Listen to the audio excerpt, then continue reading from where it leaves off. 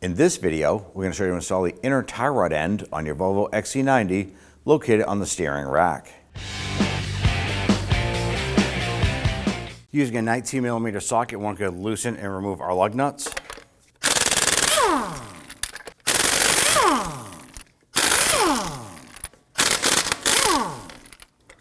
And if you have a locking key, go ahead and use that.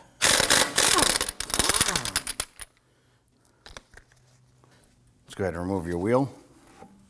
Remove it and set it aside. We're going to loosen our jam nut here at the end where our outer tie rod meets the inner tie rod. Go ahead, lightly spray this down with some rust penetrant if you have some rust there. Gonna let that soak for a little bit. We're going to use a pair of large pliers here to go ahead and grab this nut and break this free.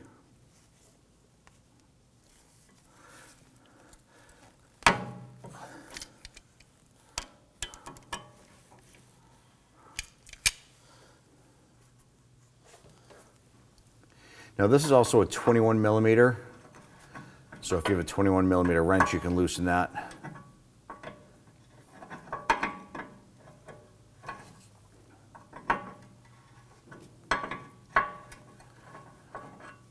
And if you follow the outer tie rod here, it comes to our ball joint and attaches to the knuckle. Now we went ahead and sprayed this down with some rust penetrant, and we need to go ahead and loosen and remove this 18mm nut off the top. We're going to use our socket and impact gun to do that.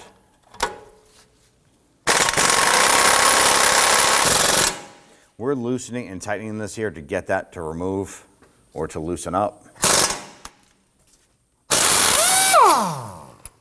Now we want to go ahead and spin off the outer tie rod, separating it from the inner tie rod.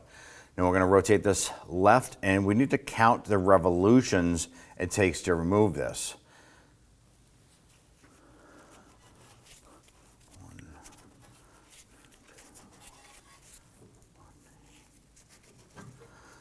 14 turns.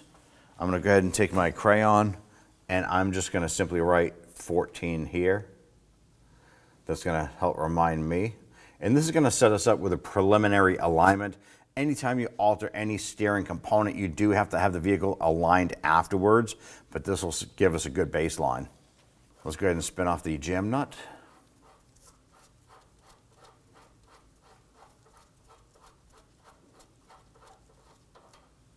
On the inner tie rod where the bellows boot attaches, there is a clamp. We can use a pair of pliers to pinch this clamp and slide that off. Now we follow the bellows boot in, we're going to use our screwdriver, and we want to knock off the inner clamp. There's a little loop right here on our band clamp. We're going to pop that off. It's a one-time use. You're going to break it and throw it away.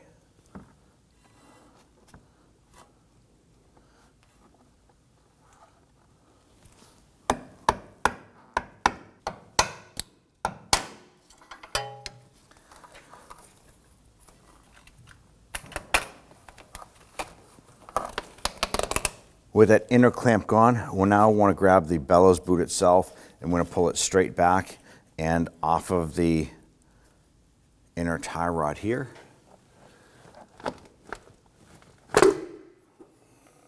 Right here is the inner tie rod, and here is where it attaches to the steering rack. We're going to go ahead and use our large pliers to go ahead and break this free.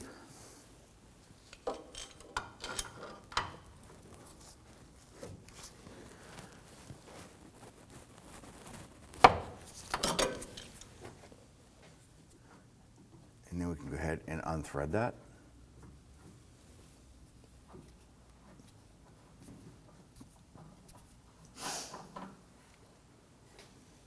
Now before we install our inner tie rod end over here, we want to go ahead and clean this up. Going to inspect everything, make sure it looks good. The other thing you also want to double check is look on where the shaft goes into the steering rack. If you have fluid leaking out of this here, that means that the inner rack seal is bad and you're going to need more work than just the inner tie rod. If it is pretty clean like ours, then you're good to go ahead and continue. Go ahead and take the inner tie rod and you want to remove the protector sleeves from the threaded ends.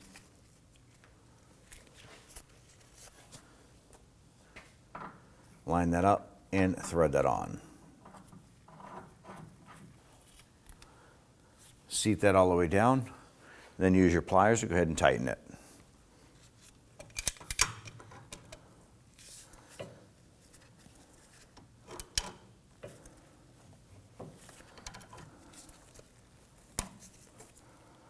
We do want to make sure that it's good and tight. You're going to take the supply grease packet, tear off the corner, and you want to go ahead and just move this around. This is going to pivot. There's a minimal amount of grease that's in there. But what we're going to do is take some of this grease, and we want to work this into that ball and socket.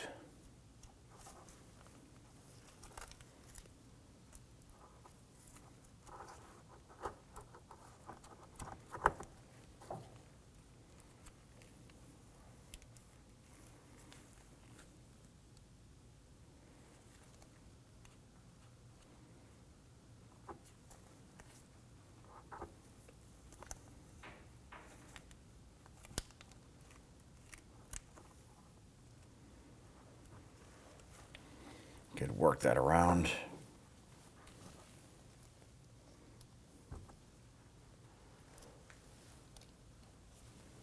Now we want to go ahead and get our bellows boot ready to install. We want to take one of the supplied tie straps here, and what I like to do is we want to go ahead and get it pre-wrapped. Just get it clicked a couple clicks. You want to make sure that it is on that inner groove right here.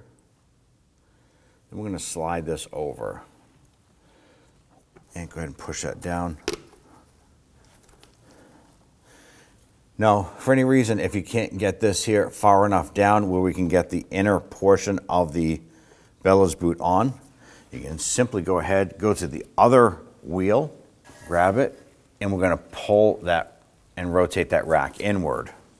It's going to allow us to go ahead and seat that boot. You want to make sure that it goes all the way on. Check it, make sure it's fully seated. Now we're going to go ahead and take that tie strap. Make sure that it is on the inner band, just as we had installed it. And then we're going to go ahead and tighten it down. Now I'm going to reach in there with a pair of pliers, and I want to make sure that it is good and tight.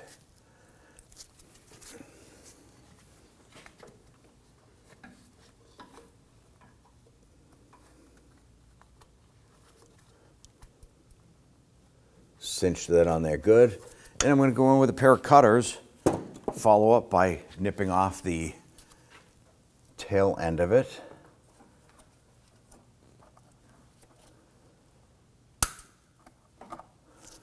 Now that we have the inner boot on, go over to the passenger side again, and we need to go ahead and rotate that back out. We're going to use the supplied tie strap, just as we did the inner.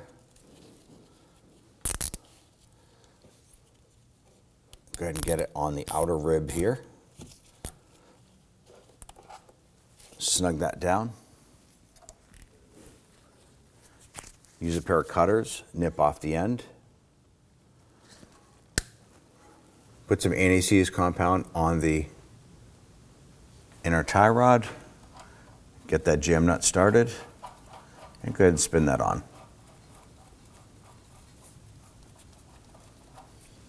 Let's go ahead and position our inner tie rod, and let's go ahead and thread on our outer tie rod.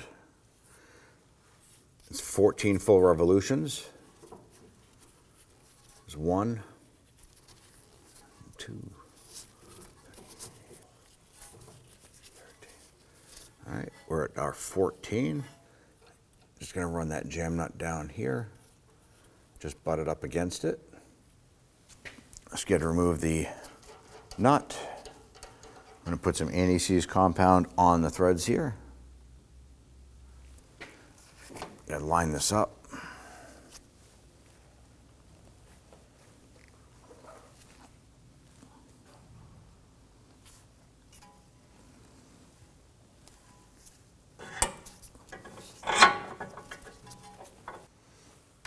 let's go ahead and get that nut started. And we'll snug that down.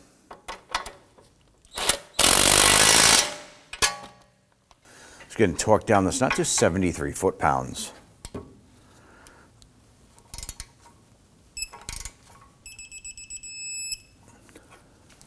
And at this point here, we can go ahead and tighten down our jam nut. I do want to make sure that's good and snug.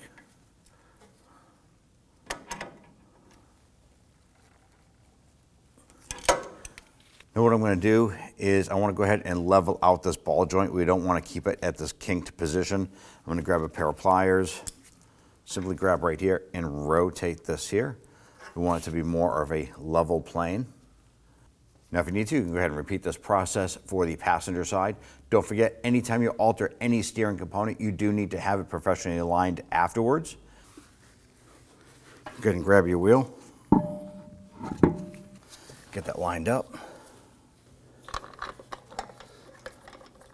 I'm going to get one of these started here. Get the rest of these started. And once we get them all started, we'll come on back and snug them down.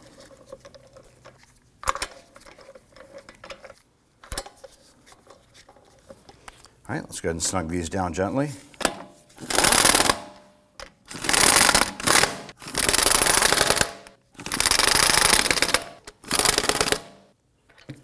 All right, let's now go ahead and torque them down.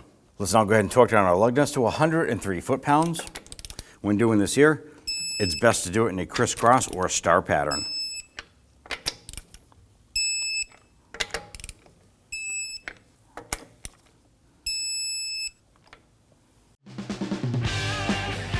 When only the best will do, demand TRQ.